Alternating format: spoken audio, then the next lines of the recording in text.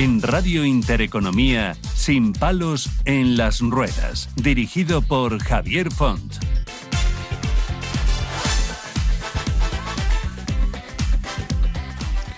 Hola, ¿qué tal? ¿Cómo están? ¿Cómo estáis? Bueno, les echo de menos, la verdad, porque el programa anterior no pude estar, bueno, por una cuestión personal, pero les aseguro que lo pasé muy mal. No pude radiar con todos ustedes tantas cosas interesantes que a día de hoy sí que les vamos a contar. Bueno, la verdad que no hay mal que por bien no venga, y así nos ha llegado pues el día 3 de diciembre, que es el Día Internacional de las Personas con Discapacidad. Un día que hay que celebrar, pues por aquello de que muchos medios de comunicación se han vuelto a acordar de las propias personas con discapacidad. La Casa Real ha hecho, bueno, un acto importante en el Centro Estatal para la Autonomía Personal. También, bueno, pues distintas administraciones han estado atentas a toda esta celebración. Y bueno, está bien. Aunque sí que es cierto que tenemos que avanzar, más en autonomía personal, más en proyectos dedicados al empleo, a la eliminación de barreras, como un derecho que te lleva a otros derechos, a que puedan salir miles de personas que están en sus casas todavía encerrados por una fatídica ley de promoción de propiedad horizontal. Y bueno, y así un sinfín de cosas, pero bueno, está bien celebrar ese día. Y bueno, la verdad que oírles es una gran alegría, aunque por otro lado, pues es síntoma de que se acaba el puente de la Constitución. Pero bueno, no importa, para eso estamos nosotros, para hacérselo más ameno y para que disfruten de cosas muy interesantes. Hoy queremos poner el foco en un tema que afecta directamente pues bueno, a nuestra calidad de vida, a la evolución del sistema sanitario privado en España y su relación con nuestro sistema público de salud. En los últimos años hemos sido testigos de un crecimiento notable del sector privado en el ámbito sanitario. Ha sido y es un fenómeno que plantea cuestiones muy fundamentales sobre el acceso, la equidad y la sostenibilidad de nuestra salud colectiva. Miren, el sistema público de salud en España, históricamente considerado uno de los mejores del mundo, ahí es nada, se caracteriza por su universalidad, equidad y una financiación basada en impuestos. Sin embargo, los desafíos a los que se enfrentan no son menores. Las largas listas de espera, como muchos de ustedes seguramente habrán sufrido, la saturación en la atención primaria, la puerta de entrada al sistema de salud tan importante, y la falta de recursos humanos y materiales, los humanos porque se van a otros países, han generado una sensación de insatisfacción en amplios sectores de la población. Y en este contexto, el sistema sanitario privado ha encontrado un terreno fértil para expandirse. Según datos recientes, más del 25% de los españoles cuentan ya con un seguro de salud privado. Los hospitales privados ofrecen tiempos de espera más reducidos, mayor comodidad en las instalaciones y una atención más personalizada. Pero, ¿qué implica esta tendencia para el conjunto del sistema sanitario? Pues miren, la expansión del sector privado puede ser vista como una alternativa complementaria al público. Sin embargo, también puede profundizar la brecha en el acceso a los servicios de salud. Mientras que aquellos que pueden permitírselo optan por la sanidad privada, el sistema público queda más presionado, atendiendo a una población más vulnerable y con recursos limitados, curiosamente. Además, este incremento del sistema privado genera un debate ético y político a la vez. ¿Estamos avanzando hacia un modelo en el que la calidad de la atención dependa de la capacidad de pago? ¿Qué significa esto para los principios de equidad y justicia social que han sido la base de nuestro sistema público? Es crucial no perder de vista que el sistema sanitario público es un pilar fundamental del estado de bienestar en España. Fortalecerlo no debe ser una opción, sino una prioridad para todos. Esto implica aumentar la inversión, mejorar las condiciones laborales de los profesionales de la salud y garantizar una planificación eficiente que reduzca las desigualdades y potencie su calidad. El sector privado puede coexistir con el público, pero no debe hacerlo a costa de debilitarlo. España necesita un debate serio y transparente sobre el modelo sanitario que queremos, uno que tenga como centro la salud y el bienestar de todos, independientemente de su nivel económico. Porque al final, una sociedad saludable no es aquella que deja a un lado a los más vulnerables, sino aquella que garantiza la salud como un derecho y no como un privilegio. Hablaremos también del testamento vital, una herramienta para decidir cómo queremos ser tratados al final de nuestra vida. Exploraremos el concepto de legado genético, por supuesto, un puente entre generaciones, y terminaremos con un enfoque práctico, las técnicas de estudio que construyen el conocimiento y abren puertas al éxito personal y profesional. Por otro lado, Despídete del dolor será la obra literaria de la doctora Carla Méndez Losi, con quien hablaremos, especialista en biología molecular y microbiota, que pone un enfoque innovador para abordar el dolor crónico mediante una alimentación antiinflamatoria basada en vegetales. El libro, respaldado por investigaciones científicas, por evidencias científicas, explora cómo una dieta rica en alimentos vegetales puede reducir la inflamación, restaurar el equilibrio corporal y ofrecer una vida libre de dolor. Así que pasen y vean, les va a gustar el programa de hoy.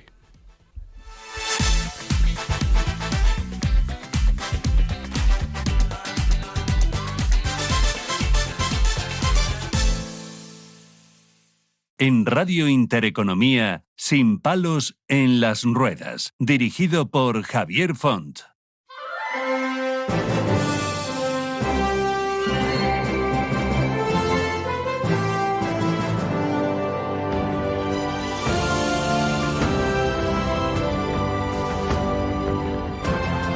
Bueno, pues vamos a hablar de un tema muy importantísimo, como decíamos en la editorial, que es el asunto de la sanidad privada, pero también en comparación con la sanidad pública, ¿no?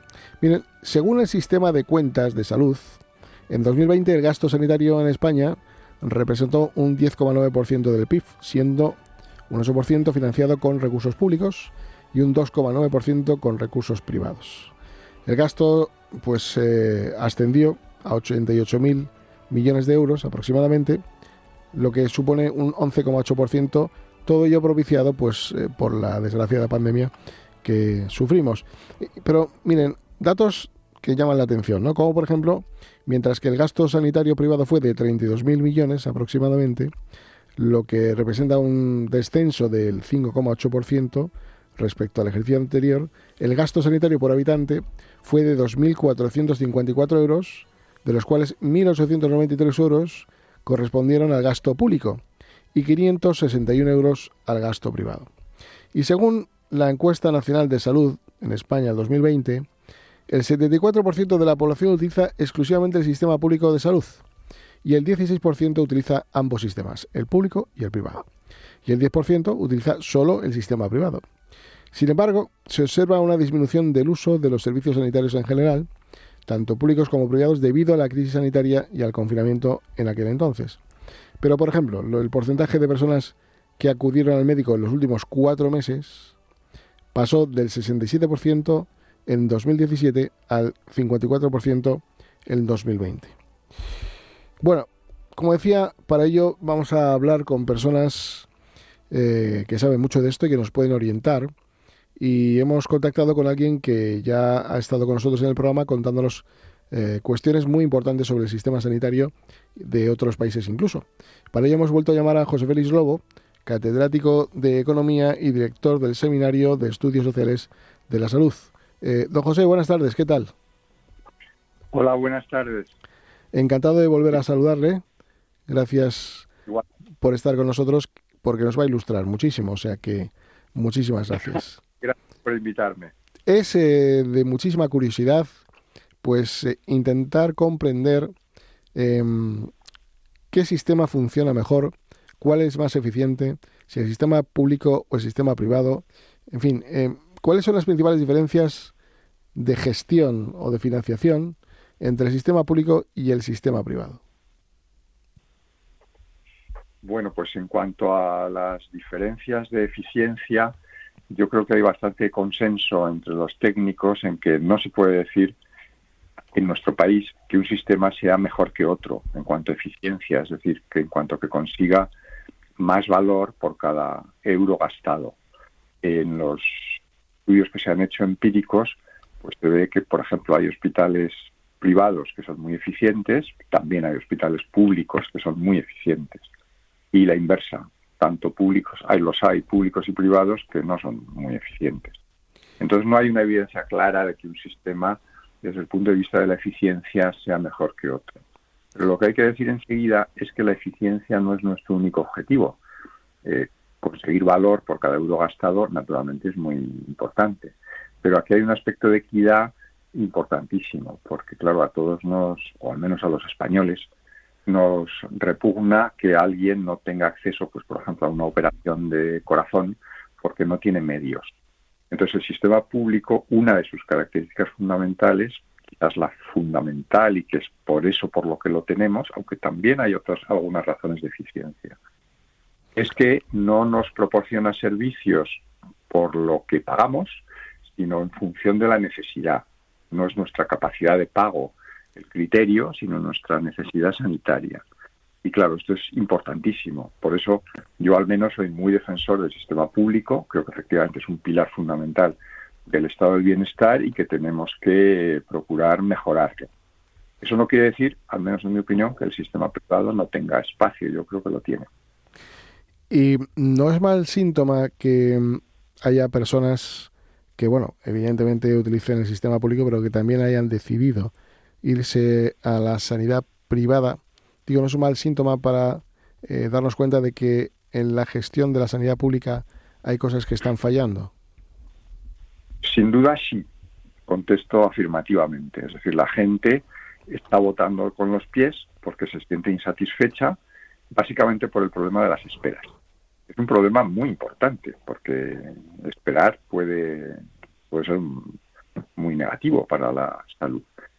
Por eso hay colegas míos muy destacados, por ejemplo Vicente Ortún, que decía hace 20 años que nuestro sistema tenía un pronóstico reservado, pero hoy ya dice que el pronóstico no es muy bueno, no es el único. Esto es lo que parece. Efectivamente, yo creo que hay dos indicadores muy claros de que tenemos problemas. Uno es el crecimiento del seguro privado, que es indudable, que hay personas que efectivamente están contratando más pólizas de seguro, con el incremento importante que habéis dicho en la editorial. Y segundo, el crecimiento de las listas de espera. Hoy por hoy tenemos los últimos datos nacionales de 2023 son los peores datos de lista de espera de la historia de estos datos. Aunque también yo tengo que decir que medir las esperas pues puede no ser fácil. Pero en fin, sin duda, dos malos síntomas que nos hacen preocuparnos por el futuro de nuestro sistema público. Hay estudios o encuestas, mejor dicho, que se han llevado a cabo en las que valoran las personas a las que han contestado, pues que evidentemente el trato es mejor, que las instalaciones son mejor. Además de eso, podríamos sacar pecho de la sanidad privada diciendo que podríamos equilibrarla con la sanidad pública en cuanto a profesionales y en cuanto sobre todo a recursos, a medios materiales, y sobre todo también hay algo que está ahí como un mantra, ¿no? En cuanto a que no, es que usted va a la sanidad privada, o si se privatiza la sanidad pública, van a contabilizar el número de rayos X que le hagan o de TAC que le tenga que hacer, es decir, van a ir más como al céntimo. ¿Qué hay de realidad en todo esto? Y si es, yo creo, algo valorable positivamente, o en qué nivel de ponderación está marcada más los recursos, la valoración de los recursos, que digamos que una solución al problema de salud eficiente, ¿no? Los recursos son recursos, es decir, que nos miden los factores que utilizamos para producir los servicios sanitarios y de salud. Pero los datos verdaderamente importantes son los datos de resultados en salud.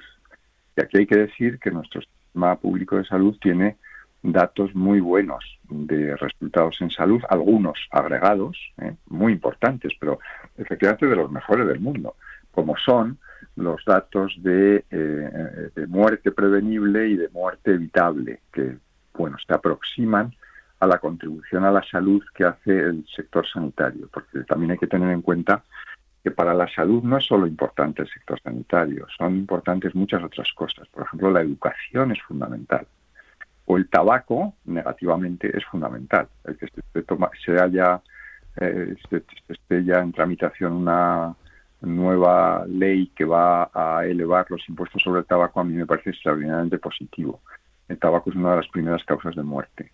Es la primera causa de muerte evitable en nuestro país. Y esto es muy importante y genera mucho gasto también, porque y tenemos, por ejemplo, ya se habla de una epidemia de cáncer de pulmón entre las mujeres que empezaron a fumar hace 20 o 30 años y el cáncer de pulmón entre las mujeres está creciendo, a diferencia de los hombres que también que fuman ahora menos. Entonces, esto hay que tenerlo en cuenta. Aplicar recursos es muy importante, pero hay que aplicarlos bien y allí donde hacen falta. Me preguntaba también por una cierta comparación entre sector privado y sector público. Bueno, el sector privado también no cabe duda de que últimamente, en los últimos años, está invirtiendo mucho, se están abriendo hospitales y está ganando capacidad. Esto es cierto. El sector público tiene ahora en marcha un programa de inversiones en equipamiento muy importante también, que tiene que ver con los fondos europeos, y porque hay que ganar terreno perdido, que se perdió desde la crisis financiera, y esto también es positivo. Y en cuanto a la satisfacción, bueno, las encuestas de satisfacción hay que cogerlas con pinzas. Sí, porque cada uno piensa de una manera distinta, claro. Bueno, hay que tener en cuenta muy bien cómo se hacen, cómo están hechas, qué preguntas se hacen, en qué momentos se hacen. Uh-huh. Así que, bueno... es relativo, ¿no? Sí. Y hay una cuestión importantísima. Aquí hay 17 comunidades autónomas, cada una funciona a su manera, pero ¿no cree que eso propicia un desajuste interno? Porque es que además luego dentro de cada hospital hay un sistema también de gestión distinta, que a veces, bueno, nosotros hemos estado hablando muchas veces con los distintos hospitales y bueno, cada uno se gestiona de una manera, como digo, distinta. Tienen sistemas de coordinación, en fin, actúan en algunos aspectos de la misma manera, o es que eso tiene que ser así. A ver, nosotros tenemos un sistema descentralizado que se funda en la Constitución y que a priori a mí no me parece negativo y a mucha gente tampoco le parece negativo. El hecho de tener la gestión de la sanidad, de los servicios sanitarios descentralizada en las comunidades autónomas tiene lo que puede ser una ventaja, que es más proximidad hacia la población. También tiene otra ventaja, que es la competencia por comparación, que existe inevitablemente. Es decir, las comunidades pueden mirar hacia quien lo hace mejor, aunque también hay que decir que nos faltan datos para que esta competencia por comparación, que es muy importante cuando hablamos de servicios públicos, que no compiten en precios, pero que sí pueden competir en calidad y en oferta, no tenemos unos datos suficientes. Los tenemos, por ejemplo, bastante buenos para Cataluña y también para Madrid, pero no para otras regiones. Esto sería, y tampoco los tenemos suficientemente desagregados en todos los casos, es decir, que deberíamos saber cuáles son los resultados en salud de cada hospital, de cada área de salud, de cada centro de salud, y entonces mirar y comparar. Esto sería muy importante. También es verdad que hay diferencias entre comunidades autónomas que son, digamos, chocantes. Pues, por ejemplo, el gasto por persona en algunas comunidades autónomas es bastante superior al de otras, aunque también esto hay que ajustarlo por riesgos, es decir, por la edad de la población, la morbilidad, etcétera. Y en cuanto a mecanismos de coordinación, yo también creo que habría que mejorar. El Consejo Interterritorial del Sistema Nacional de Salud, a mi juicio, debería efectivamente ser lo que llamamos una conferencia sectorial, como ocurre en otros sectores. Es decir, si se vota, se gana por mayoría y todos están obligados a cumplir lo que se ha aprobado por mayoría. Esto no siempre ha sido así. Y también ha habido el problema de que, a mi juicio, el Ministerio de Sanidad, no digo ahora porque no quiero entrar en batallas políticas, pero históricamente, desde que tenemos la descentralización, A mi juicio, el Ministerio de Sanidad es un ministerio débil, con muchísimos ministros. No llegan a año y medio de media por ministro desde que tenemos Ministerio de Sanidad justo antes de la Constitución. Y ha sido un ministerio débil, que a mi juicio no ha ejercido el liderazgo que debería ejercer en su papel. No me estoy refiriendo al actual, insisto, no quiero entrar en discusiones políticas. Entonces, actualmente hay una interpretación de la Ley del Sector Público según la cual el Consejo Interterritorial debe ser o debe funcionar, porque así lo manda la ley, como una conferencia intersectorial. Desgraciadamente, esto, pues por ejemplo, en la pandemia, pues hubo sus más y sus menos, porque hubo alguna comunidad autónoma que no quiso seguir las orientaciones generales y no señalar a nadie. Está muy cerca de mí. Y José Félix, ¿qué podemos copiar del sistema privado al público? Bueno, aquí hay una cuestión fundamental. Usted antes ha pronunciado la palabra gestión. Sí. Entonces, no puede ser que el sistema público, yo aquí soy muy crítico, y la verdad que muchos de mis colegas también, muy crítico de la actual organización de la gestión del sistema público. Porque, claro, el sistema público no puede progresar mucho ni rápidamente y no tiene unos instrumentos de gestión eficaces. No hace mucho, en un coloquio que tuvimos en Funcas, la que es actual consejera de Sanidad de Cataluña, que entonces todavía no lo era, Olga Pané, que es una profesional de una pieza con una experiencia y unos conocimientos extraordinarios, decía que en el hospital que ya había estado gestionando, la aprobación de una compra exige 18 firmas y además por orden. El que tiene que firmar primero, luego el segundo, luego el tercero, y si no hay orden, no se sigue el orden, el interventor no lo aprueba. Entonces no puede ser que sin instrumentos de gestión el sistema público progrese. Y hay un aspecto de la gestión que es fundamental, que es la gestión de personal. Entonces tenemos la misma gestión de personal o la misma organización de la gestión de personal, o peor, que en tiempos del franquismo, cuando se crea los servicios sanitarios de la Seguridad Social. Es decir, esta idea de que los médicos y los profesionales sanitarios en general tienen que estar organizados como si fueran los funcionarios públicos del registro civil. Entonces esto no puede ser. Los médicos y los profesionales sanitarios no deberían trabajar en estas condiciones, porque no se adecúan a la naturaleza de su trabajo. La producción de servicios sanitarios es muy compleja, es extraordinariamente compleja, y no es aquello para lo que el Estado está preparado a hacer. El Estado está para legislar, para regular, para inspeccionar, pero producir servicios complejos, el Estado no quiero decir el Estado, quiero decir, mejor dicho, la gestión directa administrativa por el Estado. El Estado puede crear empresas públicas, puede crear, tenemos agencias que funcionan estupendamente, la agencia tributaria, la tesorería de la Seguridad Social.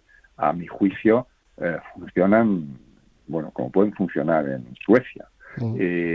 Pero esto no es producir servicios públicos complejos y, por tanto, la gestión directa, que desgraciadamente se defiende desde algunos ámbitos, pues por ejemplo, desde los sindicatos concretos del sector público. Yo creo que nuestros sindicatos de clase, en general, hacen una función fundamental, y además la historia desde la Constitución a mí me parece que es ejemplar. Pero otra cosa son ya los sindicatos que son más corporativos. O también esto en los servicios públicos es complejo el funcionamiento de los sindicatos. Entonces, a mi juicio, aquí habría un campo de mejora muy importante para que los profesionales sanitarios, pues, primero, que los servicios fueran más productivos, y segundo, que también los propios profesionales sanitarios se sintieran más satisfechos en su trabajo. Pues, a ver, si estando como estamos en este diagnóstico somos una de las mejores sanidades del mundo, si hiciéramos mejoras de este calibre sería algo impresionante, entiendo. A ustedes... Lo que no podemos es empeorar. Claro, entonces, por supuesto. Los datos de marcha o de contratación de pólizas de seguro privado o los datos de lista de espera, naturalmente es empeorar. Claro. Entonces, para mejorar, ¿qué tenemos que hacer? muchas veces hablamos de recursos, ¿no? Es cierto, los recursos son muy importantes, pero a mi juicio donde hay que poner aún más énfasis es en la organización, en la gestión. No estamos bien organizados. El estatus que tienen los profesionales sanitarios en España, esto de que los médicos sean casi funcionarios o funcionarios con otro nombre, esto no es lo más normal en los países de nuestro entorno y yo creo que no es lo más conveniente. Entonces, efectivamente, mejores fórmulas de organización, pues aún mejoraríamos más, ciertamente. Claro.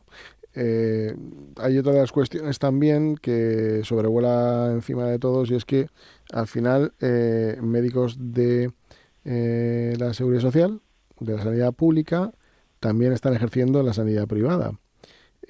Claro, a veces sin un mínimo control, con lo cual a veces que si se tenía que estar atendiendo la sanidad pública pero se está en la privada porque tiene una operación de no sé qué cosa, pues al final todo se descabala. Entonces, ¿esa compatibilidad está bien controlada? ¿Puede ser un agujero por el que la eficiencia del sistema público sanitario haga aguas, entre otros? Yo me alegro que saque a relucir este tema, porque es un tema que muchas veces no se trata de él, no se habla de él, no es políticamente correcto, pero yo creo que es muy importante. Yo creo que hay también, está claro, y que hay un cierto acuerdo entre los técnicos de que esa compatibilidad sector público-sector privado no es buena, que hay que organizar las cosas de otra manera, y de hecho el número de médicos del sector público que están en el ejercicio simultáneo está creciendo.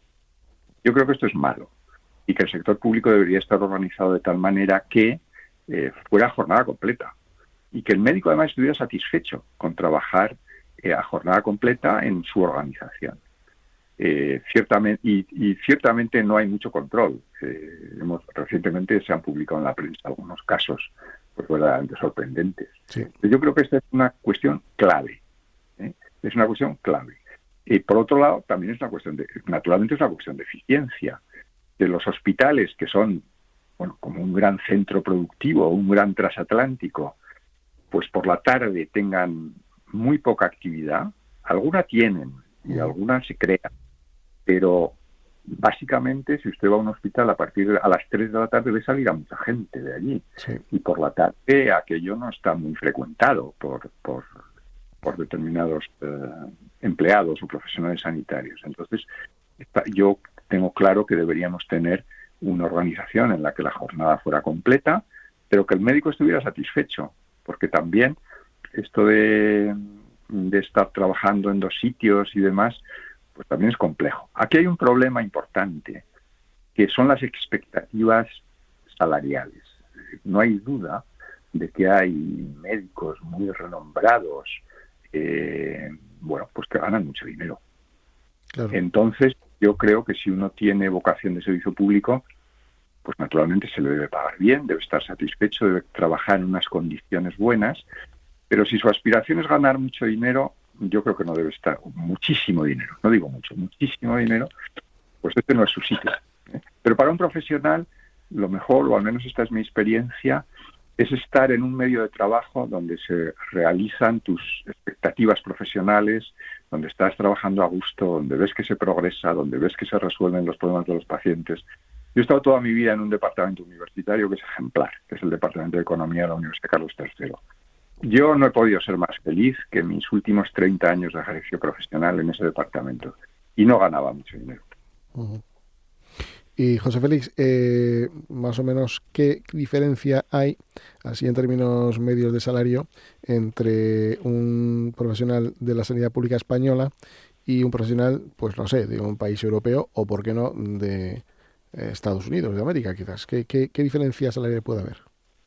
Bueno, con Estados Unidos no nos podemos comparar, no nos podemos ni nos debemos comparar, porque Estados Unidos en sanidad es un país muy especial, por cierto que no funcionan. Hay cosas que funcionan muy bien, porque los Estados Unidos es un país muy complejo, donde hay muchísimos aspectos positivos. Uh-huh. En sanidad hay muchos aspectos positivos, especialmente los tecnológicos y también de organización, de los que hay que aprender.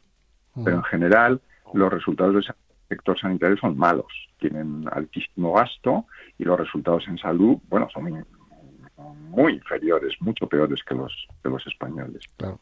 Y además ahí ocurre que un factor muy importante es que las remuneraciones de los médicos, los salarios o las ganancias, porque no son salarios, son muy importantes.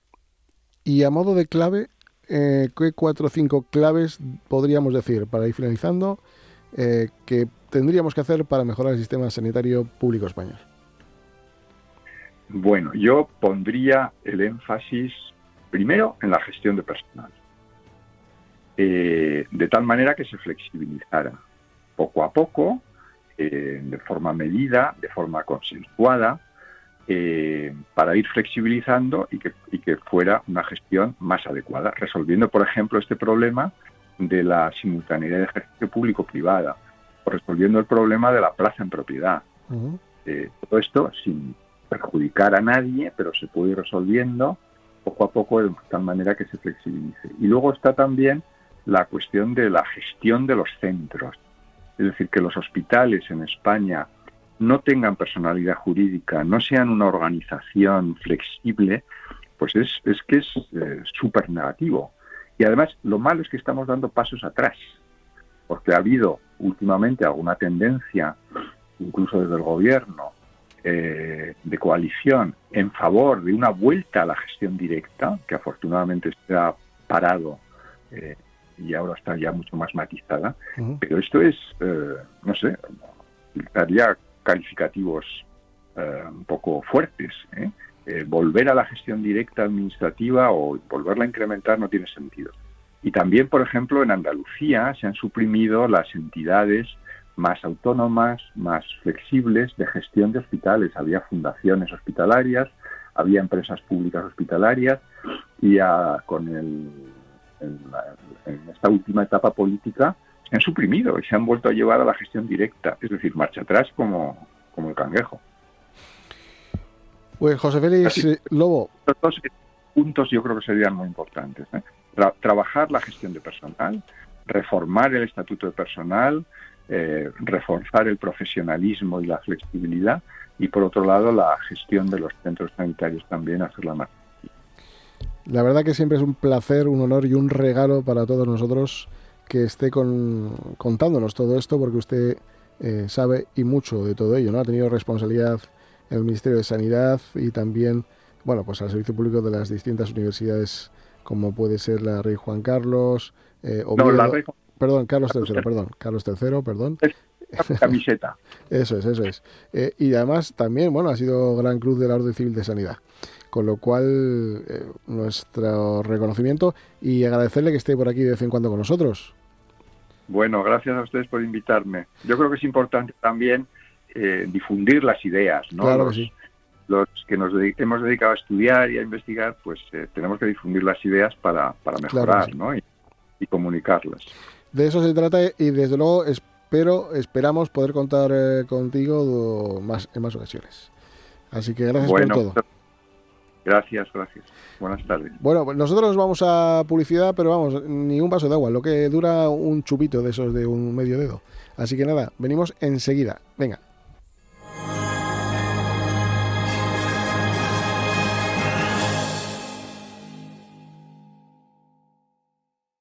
En Das Salud, tu bienestar es nuestra prioridad. Ofrecemos atención de enfermería, cuidado para personas dependientes, fisioterapia y podología en Madrid. Todo sin salir de casa.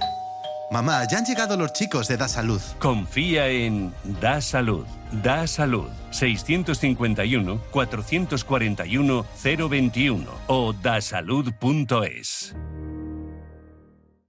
Pero María, ¿no te da miedo que tu padre salga a pasear solo con lo mayor que es? Tranquila, Manuela, que eso me ha dejado de preocupar con CalmTag. Anda, ¿y qué es CalmTag? Pues unos dispositivos de identificación y localización para ropa, como parches, etiquetas y para sus cosas, que le permiten estar identificado y ser localizado avisándome inmediatamente.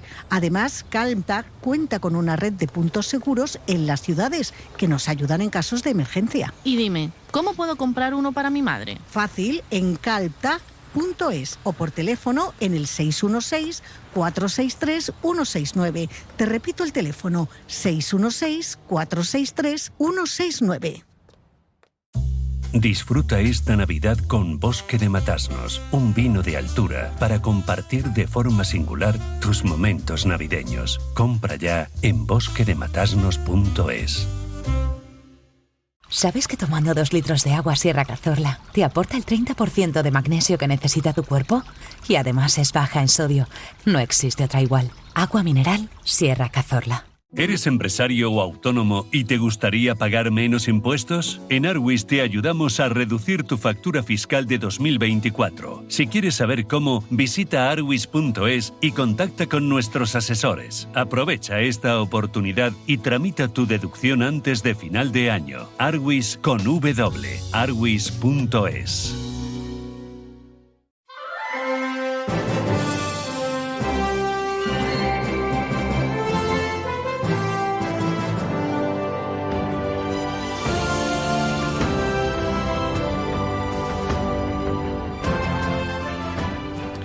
Bueno, pues ahora nos vamos con una historia bonita, curiosa, de una persona que desde luego es digno de admiración, que es actor y youtuber. Se trata de Bryanator.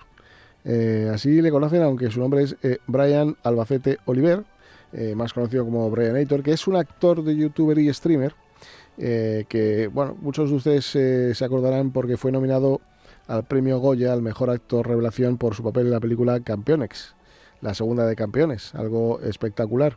Ya empezó en el año 2019 a hacer en directo en Twitch y subirlo en YouTube y en TikTok, pero su popularidad llegaría en el año 2022, cuando jugaría a juegos como Fall Guys. Sus partidas jugando a este videojuego y dando todo tipo de consejos y trucos comenzaron a inundar todas las redes sociales. Gracias a su popularidad llegó a más de 2 millones de seguidores en TikTok y más de 100.000 en YouTube y en Twitch. Bueno, Bryanator apenas tenía 5 meses de vida cuando le diagnosticaron atrofia muscular degenerativa con espina bífida, una discapacidad bastante incapacitante. Ahora tiene una dependencia importante, pero él, desde luego, está completamente integrado y, desde luego, si le vieran jugar, como decimos normalmente, alucinarían.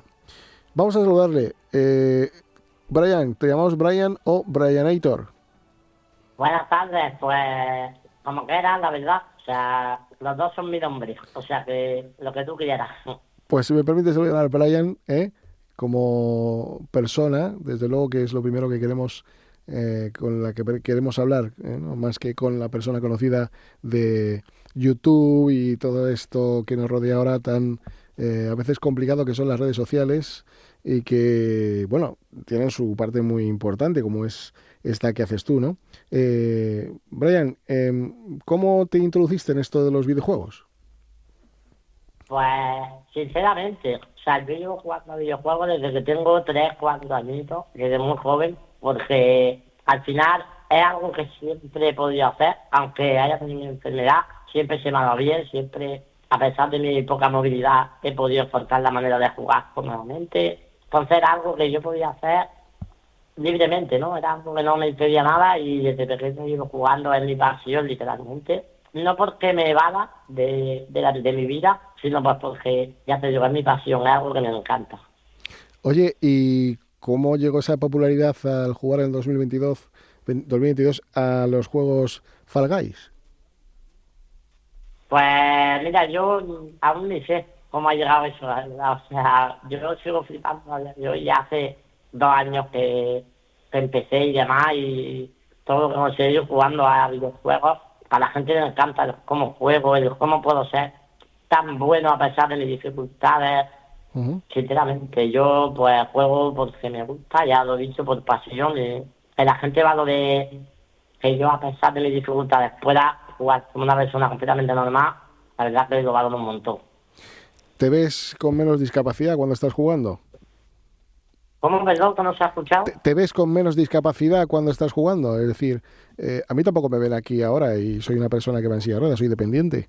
Y bueno, nadie se piensa que detrás de la voz puede haber pues una persona en esa situación, pero en tu caso, por eso te decía, ¿Te ves con menos discapacidad? ¿Te ves más integrado? ¿Vives otra realidad, digamos, con una especie de avatar? Pues sinceramente no, pero te digo porque yo, a pesar de mi enfermedad, nunca me he sentido que esté apartado, que no pueda hacer algunas cosas. O sea, yo soy una persona súper positiva, la gente que me sigue lo sabe, y es que, o sea, yo si no puedo hacer algo de esa enfermedad, no me importa, hago otra cosa, o busco la manera de hacerlo, pero como que no es para apartarme, no me siento apartado por mi enfermedad, ¿no? Y el jugar videojuegos, pues algo que se me da bien, pero no por ello significa que me sienta mejor porque es algo que puedo hacer bien, la verdad. O sea, es raro de explicar, pero creo que me entiendes. Sí, sí. ¿Y cuántas horas le dedicas al juego? Pues últimamente menos, porque viajo mucho, voy viajando por España, voy dando charlas de motivación y demás, entonces últimamente tengo menos tiempo, pero siempre que estoy en casa, pues prácticamente todo el día, ¿no? Al final, antes le dedicaba mucho tiempo, pues ahora que mi trabajo, aún más todavía, ¿no? Estoy yo con el ordenador todo el rato, a no ser que haya quedado con algún amigo, o lo que te digo, que tenga que viajar, pues todo el día. Por lo que veo eres humilde, porque podrías haber dicho que es que ya se te da tan bien que necesitas menos tiempo de entrenamiento. ¿No? Algo así. ¿Cómo, perdón? Se te ha cortado otra vez. Que digo que eres humilde porque podrías haber dicho que eres tan bueno que necesitas menos horas de entrenamiento. No, yo digo la verdad. Oye, das charlas también, ¿en dónde? ¿En colegios, institutos, universidades?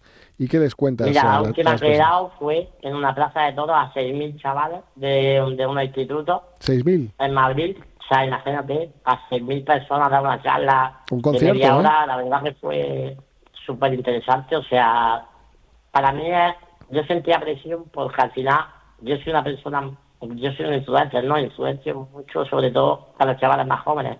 Eran 6.000 chavales, pues, sobre instituto, de entre 12 y 16 años. Y fue súper guay, la verdad, el poder motivarnos, el poder enseñarles que la vida, por muy dura que sea, siempre hay una forma. O sea, la verdad que me llena un montón eso. ¿Más de un artista o hubiera querido llenar con 6.000 personas algunos conciertos? O sea que estás en un nivel muy top, ¿no? Pues sí, la verdad, yo no sé cómo lo hago, la verdad. O sea, la gente me ama. Ojalá poder sentir todo el mundo lo que yo siento cuando salgo encima de un escenario y me empiezan a aplaudir, por lo que te digo, 6.000 personas ahí aplaudiéndome, gritándome, o sea, una sensación tan maravillosa, que tanta gente te quiera, que tanta gente esté pendiente. Siempre que voy a las charlas a chavales jóvenes, me dicen, eres la única persona que se queda callado escuchando y no molesta. O sea, eres la única, y eso a mí me llena un montón. La verdad, es algo maravilloso. Oye, ¿y qué les cuentas? Porque claro, muchos te ven como una persona a seguir, un ejemplo a seguir, pero claro, no todo el mundo puede llegar a tener el número de seguidores que tú puedes llegar a tener. Y luego hay otra cosa importante también, ¿no? Que yo creo que hay que empezar a hablar de la realidad de lo que son las redes sociales, porque, bueno, ahora hay un debate encima de la mesa que habla de prohibir el uso de las redes sociales hasta que no tengas 16 años. Yo sería un poco más estricto incluso, pero bueno, es mi opinión, porque luego vienen los problemas de salud mental, vienen problemas serios, ¿no? Pero les explicas cosas relacionadas con esto porque a veces puede llegar a ser una frustración por un menor que gestiona las distintas situaciones de manera distinta a un adulto, ver cómo no llega a ser como su ídolo o su ejemplo a seguir ha llegado y ha conseguido, ¿no? Pues sí, o sea, al final las redes sociales son buenas, pero también tienen su parte mala. Yo cuento mucho que yo tengo los peores haters que existen, tengo muy pocos, por suerte, porque la gente me ama, pero tengo los peores, porque saben dónde las cañas, ¿sabes? Se meten con la enfermedad, se meten con cosas pues que son muy crueles, por así decirlo, pero yo siempre digo que al final esos comentarios lo hacen detrás de una pantalla, suelen ser niños pequeños que no saben lo que dicen. Al final tienes comentarios buenos también. Yo siempre le digo a la gente que tenemos que fijar en lo bueno, ¿no? O sea, lo que tú dices de querer prohibir las redes sociales hasta los 16 años, yo pienso que sí debería haber un control, la verdad. O sea, al final, un niño de 11 años no puede tener la libertad de meterse en cualquier espacio de internet porque puede llegar a ser hasta peligroso, ¿sabes? Y la gente, Sí. es lo que te digo, es muy cruel. Hay mucha gente que está muy mal de la cabeza en este mundo, entonces pienso que se tiene que regular un poquito. No digo que sea malo, porque al final las redes sociales me han dado, literalmente me han dado todo lo que soy, pero sí que pienso que tendríamos que controlarlo un poquito más. Además es que yo creo que se está olvidando hasta saber escribir, saber comunicarse, tener una conversación. Ya nadie llama por teléfono casi. Ya es todo mensajitos, iconos, emoticonos. Se nos está olvidando hasta nuestro propio idioma y creo que al final hasta se creará uno universal basado en emoticonos y en mensajes y en cosas, en fin, muy distintas a las que conocemos habitualmente. Y mira, hay una cuestión que te quería preguntar por último y es...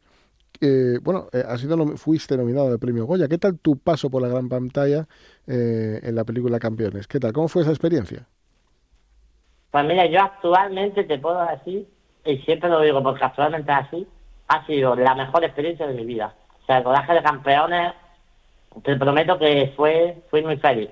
O sea, fueron más o menos 3 meses y medio de rodaje en Madrid, y yo te digo que cuando yo llegaba eran 14 horas de rodaje, ¿vale? Que dirás, Dios, te estaría muy cansado. Pues yo te digo que yo llegaba a las 9 de la noche a casa y estaba deseando ducharme y acostarme para el día siguiente, levantarme a las 6 de la mañana y seguir rodando la película. O sea, te prometo que es un mundo tan maravilloso, tan bonito, me encanta la experiencia. Los Campeones en sí son maravillosos. El director Javier Fesser, una maravilla de director y de persona. El equipo de rodaje también maravilloso. Ya te digo, y el mundo de la interpretación, súper enamorado de ese mundo. Oye, danos una exclusiva. ¿Va a haber Campeones 3? Pues, tío, ojalá, la verdad, ojalá dependiera de mí. Si dependiera de mí, Seguro que no me la rodaría ahora mismo. seguro si hace falta. seguro que no lo sabes. Pero no. O sea, Te lo digo yo. Yo sé que hay rumores por ahí, hay algunas noticias por ahí, yo no sé si son Bueno. mentiras. Yo espero que ojalá sí haya Campeones 3, ojalá, y espero que cuenten conmigo también, la verdad. Claro que yo no sé nada, pero sí sé que cuando algo funciona, pues se hace más, ¿no? Entonces al final, Claro que yo sí. creo que es una pequeña pista de que seguirán haciéndolo. Vamos, eso espero. Yo me reí mucho con la primera, me lo pasé bien, con la segunda también. Además, lo más importante es que hay personas sin discapacidad que la han visto, lo han visto con humor, lo han visto en positivo. Bueno, yo creo que puede haber una tercera, una cuarta, una quinta y hasta una serie, porque lo hacéis tan bien que desde luego merece la pena ver cómo todos se lo pasan bien en la película y cómo nos reímos los demás con cosas que le damos mucha importancia y que al final es cuestión de relativizar. Así que, Así es. Brianator, gracias por estar con nosotros en el programa, ¿eh? Nada, vosotros por invitarme. Ha sido un verdadero placer. Y vamos no a por los 2 millones, sino a por otros 4 más, diría yo. A por otros 4 y a por un Goya. Exacto. No tengo muchas ganas, ¿no? Hay que conseguirlo. No me lo llevé, pero volveré, Oye, lo prometo. acuérdate de nosotros si lo consigues de venir por aquí y hablar de ello, ¿vale? Me parece perfecto. Muchas gracias. Venga, Brian, gracias por todo. Que seas feliz. Hasta luego. Hasta ti, hasta luego. Hasta ahora. Nos vamos a por la siguiente entrevista.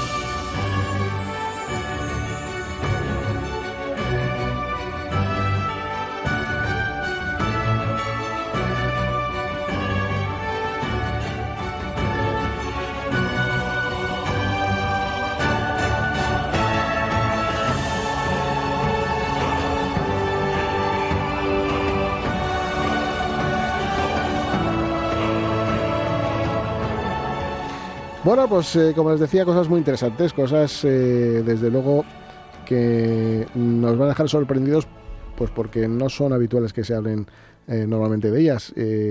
Hoy tenemos en el estudio también a Raúl, que es director técnico de diagnóstico genético y bueno, responsable del laboratorio de genética del Hospital Universitario de Donostia y director técnico de diagnóstico molecular, Raúl Sanz. Eso es. Buenas ¿Qué tardes. tal? Buenas tardes. ¿Cómo estamos? Muy bien, muchas gracias sobre todo por la invitación a vuestro programa. Bueno, pues vamos a comenzar explicando un poco que las pruebas genéticas son un tipo de análisis médico que busca, digamos, cambios en el ADN, entiendo, ¿no? Eso es. Y que el ADN contiene las instrucciones genéticas de todos los seres vivos. Es decir, es como la clave para encontrar cómo podemos ser, a lo mejor.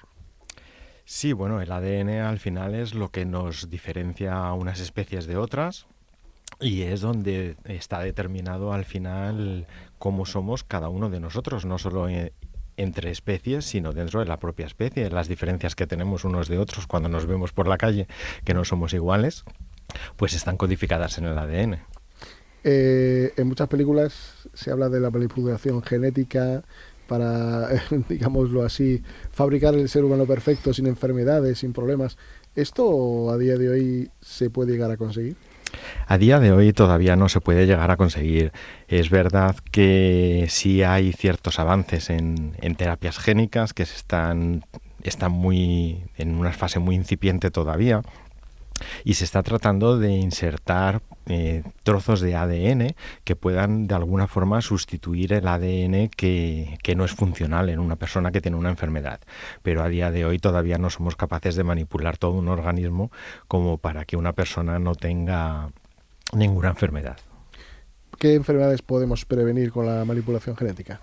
Bueno, pues sobre todo ahora mismo se está trabajando mucho en enfermedades metabólicas. La mayoría de las enfermedades metabólicas están producidas por el déficit o la ausencia de una proteína. Entonces lo que se está tratando es de insertar un gen que sea funcional y que en esa persona sea capaz de expresar esa proteína que está o bien deficitaria o que no es funcional y que pueda de alguna forma suplantar la función de la proteína normal que debería llevar esa persona que tiene la enfermedad. De poderse llevar a cabo, esto entiendo que se hace siempre antes de nacer o se puede hacer durante todo el proceso de vida, en cualquier momento. Por cuestiones éticas ahora mismo no se está haciendo en embriones, con lo cual antes de nacer todavía no se está haciendo. Por cuestiones éticas, no técnicas. Por las dos cosas. Las cuestiones éticas vienen del déficit de la técnica. Ya. Como no somos capaces de tener una técnica suficientemente depurada todavía, no podemos arriesgarnos a hacer este tipo de terapias en embriones, porque no sabemos muy bien lo que podría pasar. Es decir, que podría ser peor el remedio que la enfermedad. Uh-huh. Entonces, de momento, lo que se está tratando de hacer, aunque sean fases muy incipientes, es terapia génica en adultos. Bueno, en adultos y en niños, pero en personas ya nacidas. Uh-huh. Para poder curar alguna enfermedad. Sí, eso es, claro, el objetivo es al final curar la enfermedad. Las más sencillas, como comentaba antes, pues probablemente sean las metabólicas. Luego hay otras enfermedades que son más complejas, pues porque dependen de muchos genes. Entonces es más difícil manipular muchos genes que manipular uno. Y de momento pues vamos pasito a pasito, uno por uno. Y en concreto, ¿cuáles ya se pueden curar con esa manipulación genética? Bueno, pues ahora mismo se está trabajando mucho, sobre todo en hemofilia, se está trabajando en algunas enfermedades oncológicas, se está trabajando en enfermedades de coagulación. Entonces, pues ahora mismo en las que se está trabajando es en esas, pero todavía no hay una terapia génica suficientemente depurada como para poder ofrecerla de forma generalizada. O sea, estamos investigando, estamos probando, estamos haciendo... La mayoría de los estudios están como mucho en fases de ensayos clínicos. ¿En alguna parte del mundo ya se está trabajando de otra manera? Es decir, antes de nacer, por ejemplo. No. Bueno, hubo una noticia que salió hace tiempo sobre unos estudios que habían hecho unos investigadores chinos, pero nunca se supo muy bien ni lo que habían hecho, ni si lo habían hecho realmente o lo que había pasado. Sí, la verdad que hay veces que el sensacionalismo, ¿no?, obliga a sacar noticias un poco contrastadas, ¿no? Sí. Averiguar si es portador de un gen de una enfermedad que podría transmitirse a sus hijos.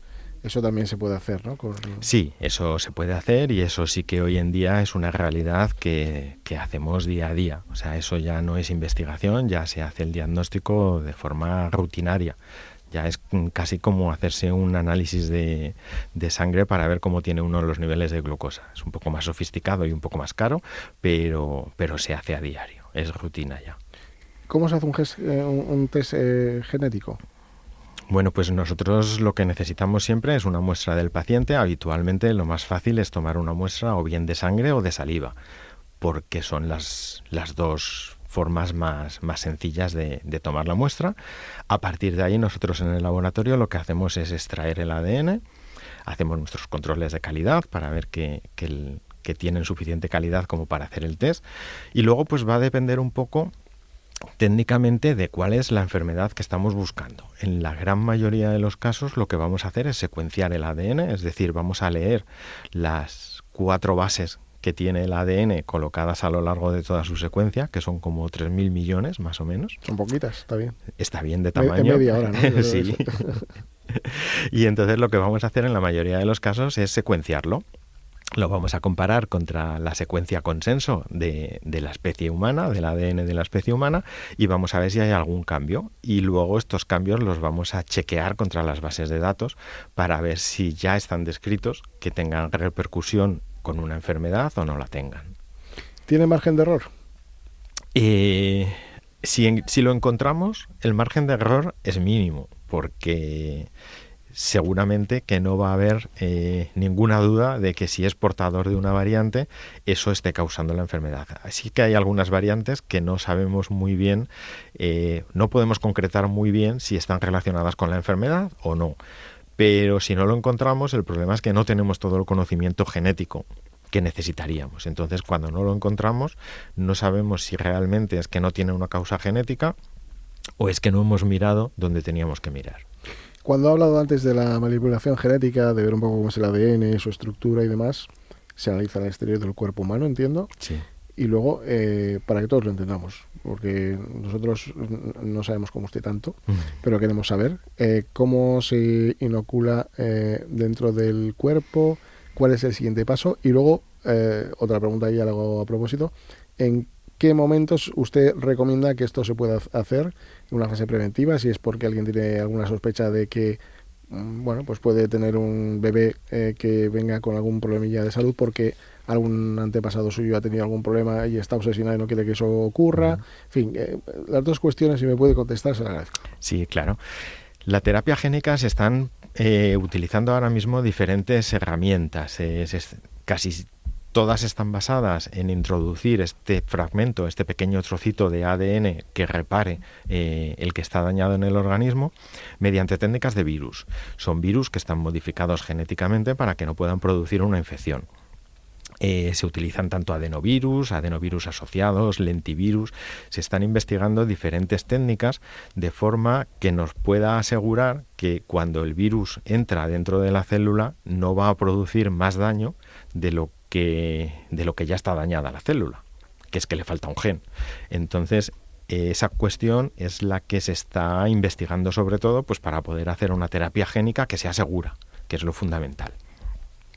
Y luego, respecto a los estudios genéticos, es verdad que se pueden hacer tanto en diagnósticos prenatales, antes incluso de tener ni siquiera la idea de ser padre.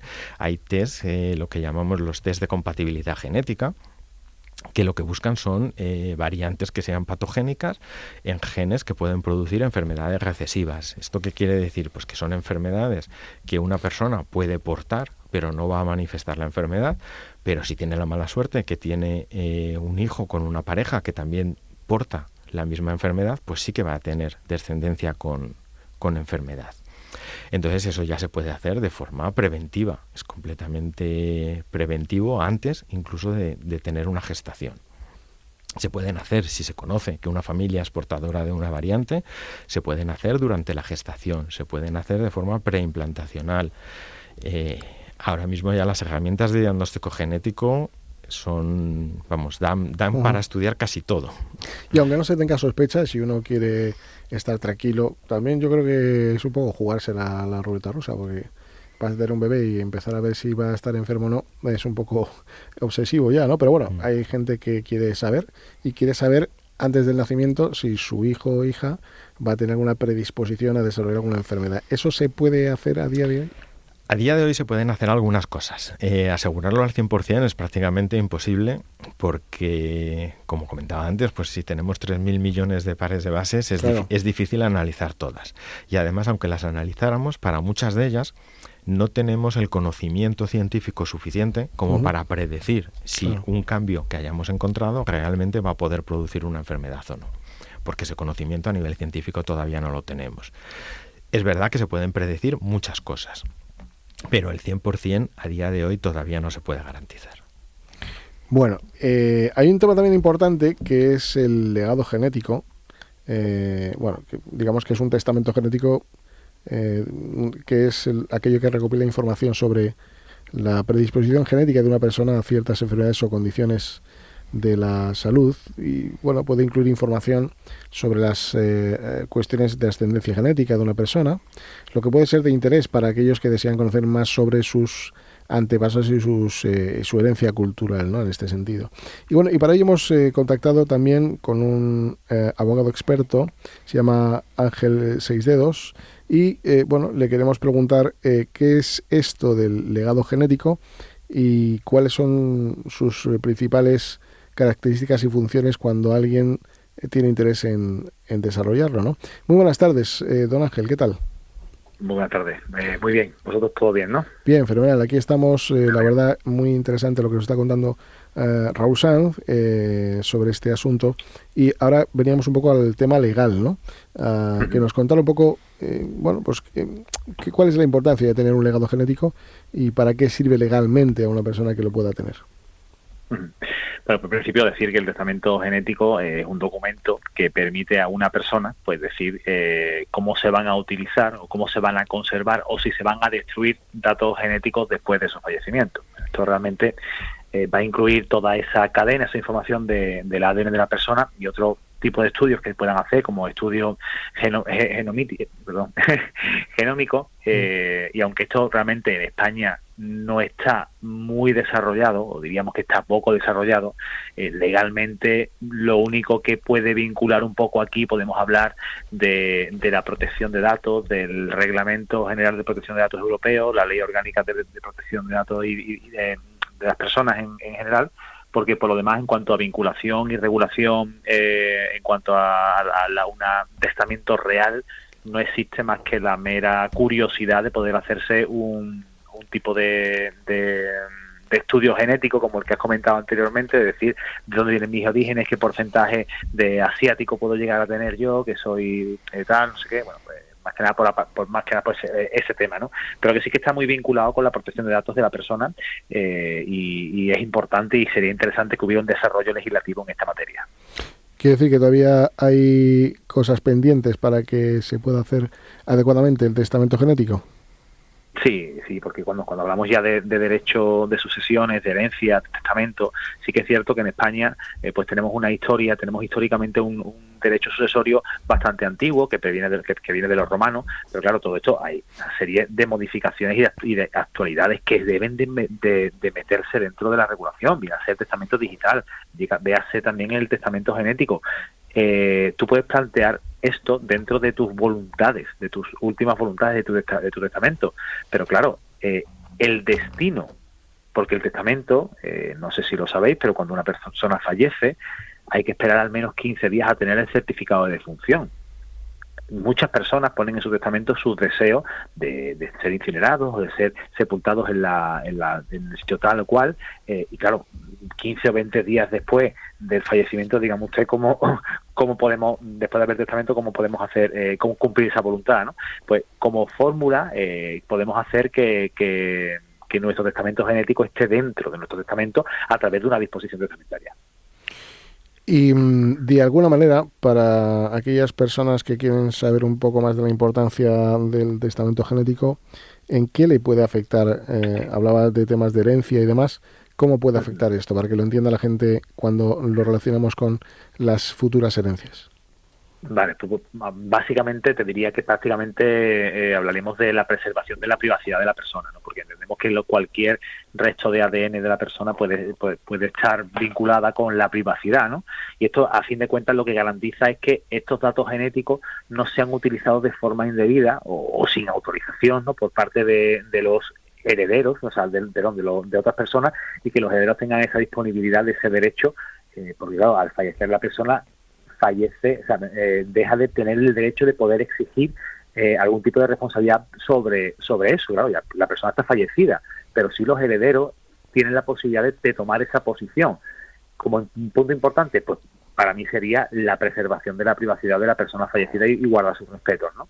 Luego también, como protección de derechos, pues a salvaguardar estos derechos hereditarios que están relacionados realmente con la información sensible de este familiar, de esta persona querida que ha fallecido, ¿no? Evitando también abusos y posibles conflictos familiares con respecto a esa carga genética. Luego también la posible utilidad médica o posible utilidad familiar de esto, ¿no? Pues va a permitir a los familiares, incluso también a investigadores, como el que nos ha estado hablando anteriormente, que accedan a información genética bajo unas ciertas condiciones que tú estás estipulando, porque no debemos de olvidar que todo eso es nuestra firma identitaria, no es una firma rúbrica, ni es una firma identitaria de tu persona que está en unos genes, ¿no? Y eso también creo que es digno de mención. Entonces, ¿lo recomendaríamos hacer un testamento genético? Sí, yo sin duda haría un testamento normal, como el que podemos hacer cualquiera, con nuestras disposiciones testamentarias, nuestros deseos y voluntades, y dentro de él hacer mención específicamente al testamento genético, que aunque no esté regulado, sí que podemos decidir sobre él, porque es un derecho al cual tenemos acceso. Raúl, ¿ha llegado el momento de las modificaciones genéticas para evitar que se produzcan ciertas enfermedades? ¿Hay que regular algo? ¿Hay que cambiar? ¿Qué habría que hacer? Bueno, yo creo que la regulación no es una cuestión ni de los investigadores ni de los que trabajamos en genética, es una cuestión completamente legislativa y probablemente, pues por desgracia, como en casi todo, irá por detrás que la ciencia. Pero evidentemente habrá que tenerlo en cuenta porque, bueno, pues como nos comentaba ahora el experto, al final estamos hablando de la privacidad del ADN. Estamos hablando de una propiedad de una persona que puede fallecer y que nosotros tenemos congelada, que mantenemos ahí, pero que realmente es parte de la herencia. O Raúl, si me permites, porque es verdad que es una cuestión legislativa, pero me refería más bien a si os estáis encontrando con escollos legales que os impiden seguir avanzando en esto. No, nosotros a nivel de investigación no. Los escollos vendrán cuando se vaya a utilizar, cuando realmente la tecnología esté disponible y se vaya a utilizar, habrá que legislar y regular cuáles van a ser las vías, en qué casos se va a permitir, en qué casos no se va a permitir. O sea, probablemente eso llegará después. Pues nada, Raúl Sanz, genetista del Centro de Estudios Genéticos ATG Medical de Madrid, y Ángel Seisdedos, abogado experto en materia de legados genéticos de Legado. Muchísimas gracias a los dos por estar aquí, por contarnos todo esto tan interesante y bueno, pues más información desde luego se lo podemos facilitar nosotros si alguien está interesado en el 91 593 3550, porque la verdad que son cosas muy interesantes que a lo mejor en algún momento alguien puede mostrar cierta intención de saber un poco más y llamarle a ustedes para que les puedan asesorar y contar un poco más sobre esto. Pues nosotros encantados de atender todas las dudas que tenga cualquiera. Muchas gracias a vosotros. Bueno, un consejo rapidísimo publicitario y volvemos. Gracias. Muchas gracias.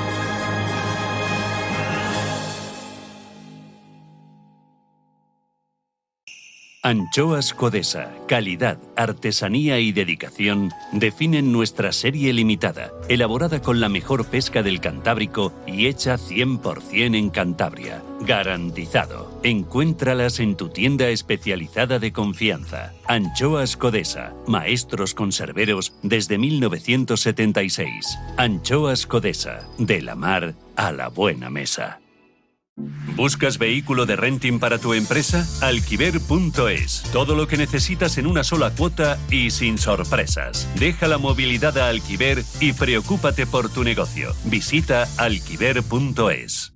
Es la hora de contarte una historia. La leyenda continúa. Debemos luchar juntos. El 20 de diciembre no te pierdas el estreno de Mufasa en Cine Yelmo. Encontrad vuestro lugar en el ciclo de la vida. Ven y descubre la historia de un huérfano que se convirtió en rey. Mufasa. Estreno 20 de diciembre en Cine Yelmo, donde los sueños rugen. Más que libros.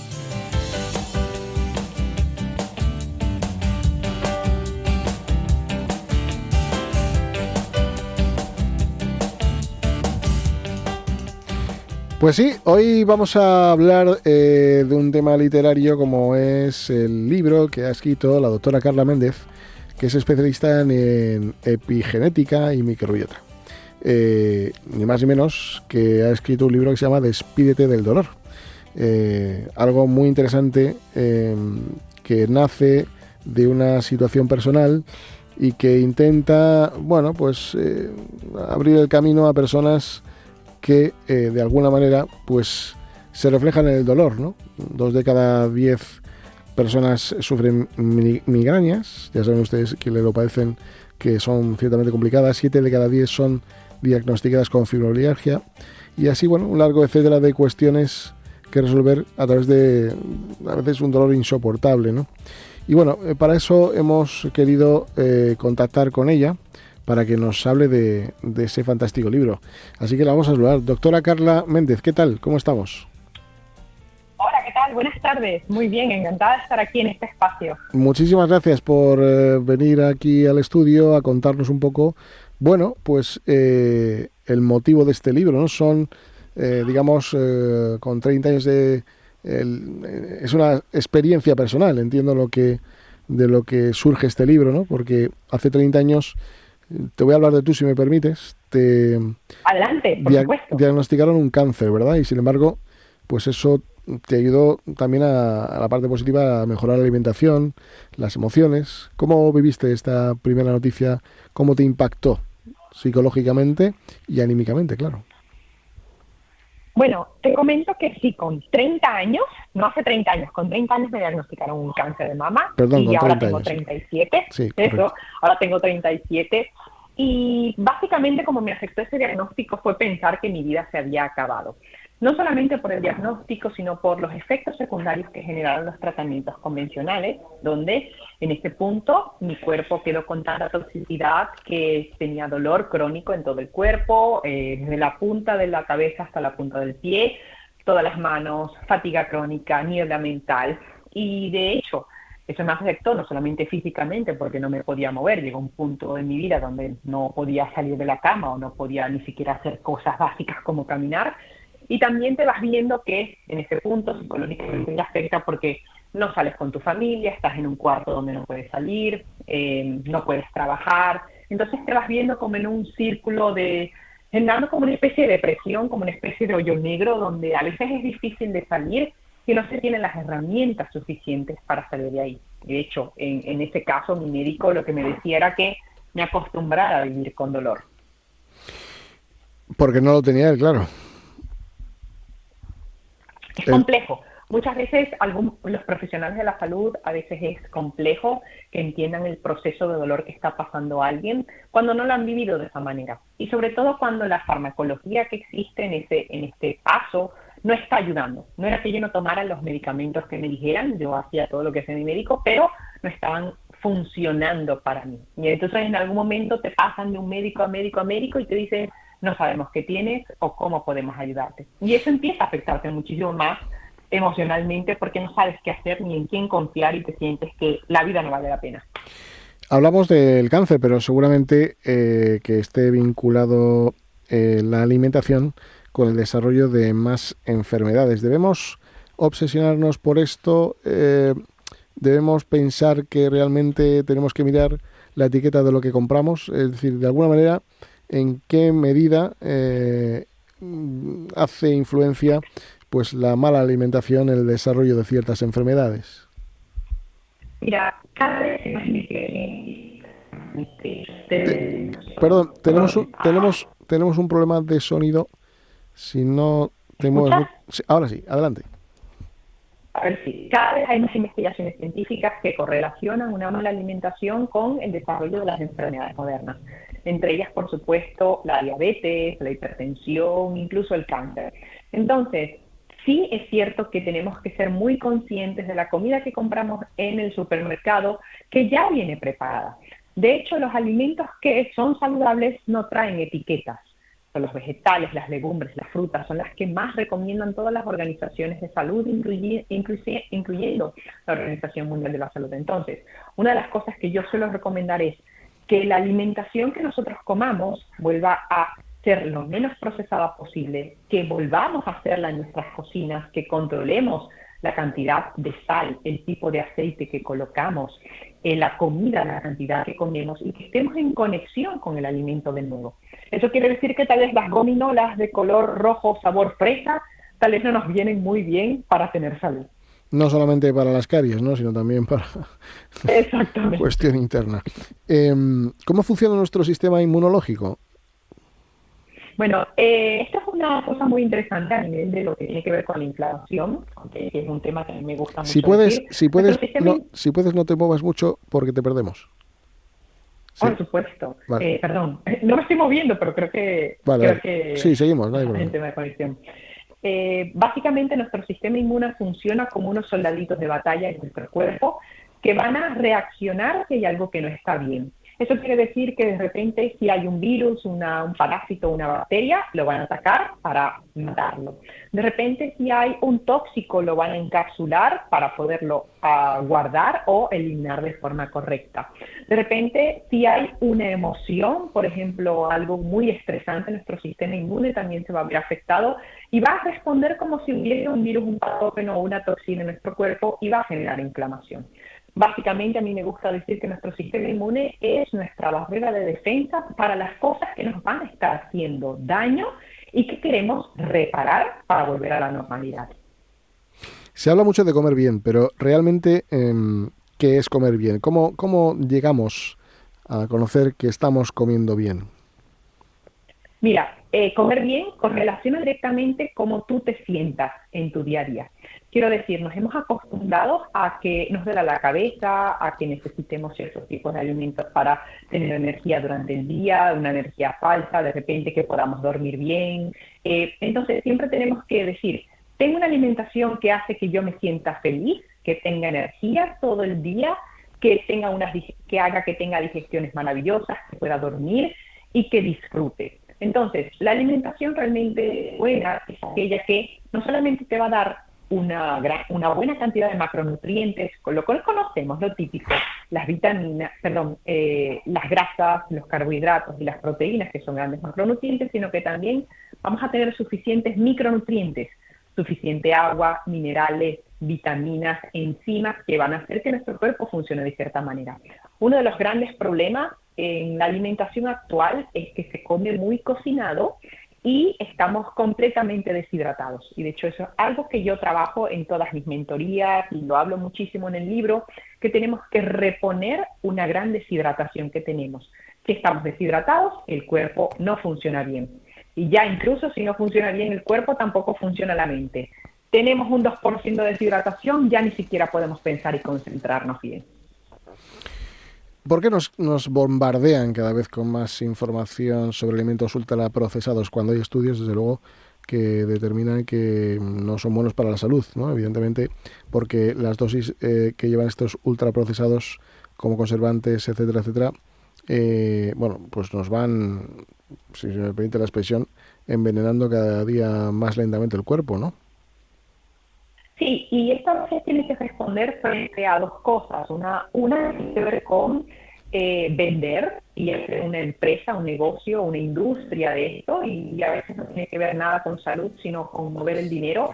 Y lo segundo es que la empresa, la industria, ha identificado un nicho donde las personas que de repente tienen muchos vacíos, muchas carencias emocionales, muchos vacíos sociales, empiezan a llenar con alimentos que son altamente adictivos. Entonces, a veces nosotros podemos tener ansiedad porque nuestro trabajo no nos gusta y de repente vamos al supermercado y vemos el bote de helado maravilloso que nos va a solucionar la vida, o vemos de repente las chucherías, o vemos de repente un dulce, o de repente vemos un chocolate. Entonces, se va sumando a todo eso. Es una industria que quiere hacer dinero y que se aprovecha también de esos huecos, de esos desafíos emocionales que tenemos, de las rutinas diarias. Y es donde a mí me gusta hablar en el libro que he publicado, Despídete del dolor, donde la vida, tal cual como la vemos, no solamente es comer, sino que tiene hábitos saludables que también hacen que estemos saludables y ser felices, caminar, estar en la naturaleza, ir a la playa. Pero de repente estamos siempre en el televisor, de repente no caminamos, de repente no nos movemos, de repente no nos reímos. Y eso también influye mucho en que tal vez nosotros busquemos en la comida una respuesta para todos los vacíos y deficiencias que tenemos en nuestro estilo de vida. Pues doctora Carla Méndez, gracias por contarnos Despídete del dolor, porque hay veces que nos tenemos que parar a pensar sobre cosas que son obvias y de pura lógica, pero que nos lo tiene que decir alguien desde fuera. Así que, bueno, lo recomiendo porque se van a sentir muy identificados con todo lo que se está contando en este libro. Así que, doctora, gracias y mucha suerte, que vaya todo bien y que cada día seamos más felices, que creo que todos nos lo merecemos. Gracias. Muchas gracias, adiós. Nos vamos con un poquito de humor, enseguida.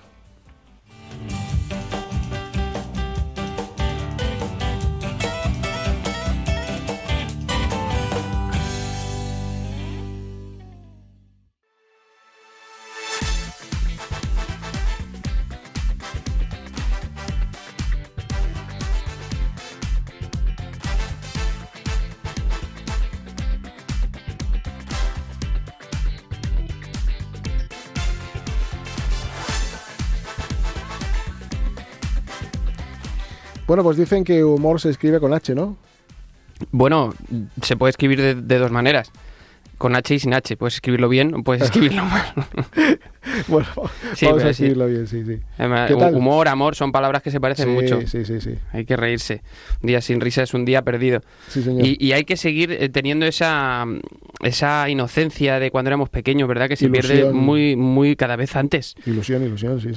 Y escribir a la carta a los reyes, ¿verdad? Yo sigo pensando en ellos. Yo sí que es verdad que últimamente ya no, pero hasta los 30, alguna vez todavía escribía la carta. Oye, pues cuentas ahí tus cositas, lo que te apetece. Yo la escribo y ya no me traen absolutamente nada. Claro, pero bueno, ahí está la ilusión. Ahí está, la escribo, claro.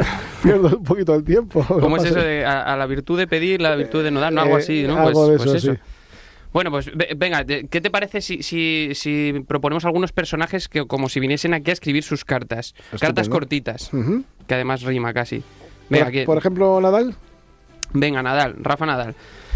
Bueno, muy buenas a todos, ¿no? Queridos Reyes Magos, bueno, a ti también, Javier, a ti también, Cristian, por supuesto, ya que estáis aquí, os voy a contar en estas Navidades que van a ser las primeras de mi vida sin ser tenista, pues quería solamente pedir dos cosas. En primer lugar, una ensaladera muy grande, ya que nunca voy a poder ganar otra vez la Copa Davis, ¿no? Y como el premio era una gran ensaladera, pues así, además, lo mismo vuelvo a tener ganas de comer, vuelvo a tener apetito, porque desde que me retiré, chicos, noto que tengo menos saque. Lo siento, este chiste tenía que soltarlo, si no explotaba por otro sitio.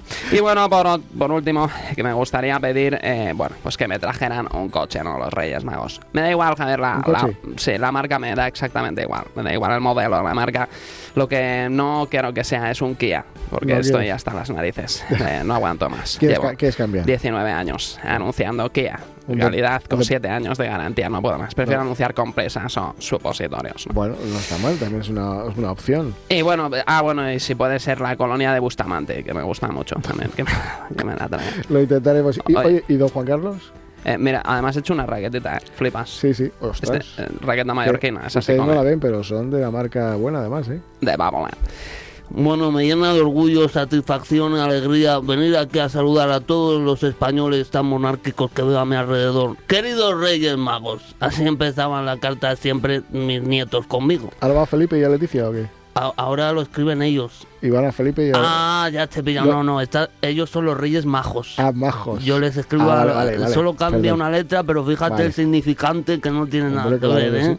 Bueno, yo quería pediros, pues fíjate, una cosa que siempre he tenido yo ahí, una espinita. Me gustaría tener mi cetro real, Porque yo nunca he tenido, sí, dicen, no, está como el símbolo, la corona, ¿no? De la monarquía española, el cetro. Ya, pero yo quiero mi cetro que yo pueda usar. El suyo. No que sea de España, El que bueno. sea de Juan Carlos. El hecho bueno, ¿no? Claro, para ir con el bastón, para darle en las Claro. espinillas a Froilán cuando se porte mal. Sí. Las espinillas de las piernas, no Pero- las que le salen en la nariz, que Ya. tiene mucho acné. Acné, qué palabra más difícil. Bueno, también me gustaría, por ejemplo, un DVD de documentales de ¿Un qué? elefante. Un DVD. ¿Qué es eso? Dolby Digital. Perdón. Yo que ya voy por el MP5 o algo Bueno, así. pues, o bueno, una suscripción Vale, vale. al National Geographic. Vale. Pero si yo solamente quiero ver a los elefantitos, que les echo de menos, porque lo siento Vale, mucho vale. no volver a ocurrir, pero Bien, ya, pero bien. las ganas no se van Bueno, el DVD de un está día bien, para otro. el DVD está bien. DVD, yo sigo usándolo. DVD. Me lo veo en la Play 3 de Froilán, sí. Qué bien. La tengo ahí guardada. Si pudiera ser, bueno, ya también me gustaría que me trajerais, por ejemplo, a mí me gustan mucho los animales, no para comerlo, un pavo. Me gustaría ¿Un un pavo? pavo. Sí, porque según lo meta en casa, se convierte en un pavo real. ¿Sabes? Es que soy tan campechano. Este es el chiste favorito de Sofía. Sí, sí, y chiste bueno, fácil. pues una buena cerveza, un pack de buenas cervezas, eso siempre viene bien de Sí, regalo. sí, Mi sí. favorita es la Corona. Sin Ahí alcohol, os- sin alcohol que ya... Sí, Corona sin alcohol, por Sí. supuesto. Y bueno, ya por último la colonia de Bustamante, si puede ser. También, Me gusta que mucho. Bustamante se va a Que forrar, hay, pero hay bueno. alguien que la ha pedido. Puede Bueno, ser buena. Pues sí. nada. ¿Y a Pocholo qué le podríamos decir? Por ejemplo, se me ocurre. Un segundo. Bueno, pues a mí me gustaría, queridos Reyes Magos, me gustaría pediros como este año he estado en Masterchef, que además acabo de terminar hace poquito, no he ganado porque estaba amañado. Os quería pedir una nueva mochila. Quería pedir una mochila para guardar mis cuchillos, mis herramientas, mis aparatos de cocina. ¿Dónde está mi mochila? Y quería deciros que este año he sido muy bueno, he sido buenísimo. Me lo han dicho mis compañeros, me decían allí en Masterchef, decían, Pocholo es un sol.